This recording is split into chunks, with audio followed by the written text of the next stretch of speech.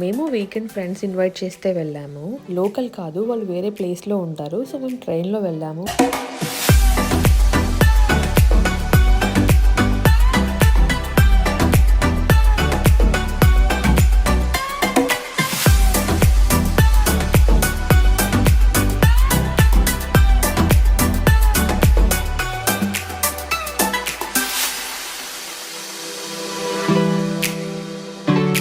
Reach అయ్యాక lunch చేసి కాసేపు అలా టైంపాస్ చేసి ఒక బ్యూటిఫుల్ ప్లేస్కి వెళ్ళాము. అంత బ్యూటిఫుల్గా ఉంటే పిక్స్ తీసుకోవడం ఎలా మిస్ అవుతాం.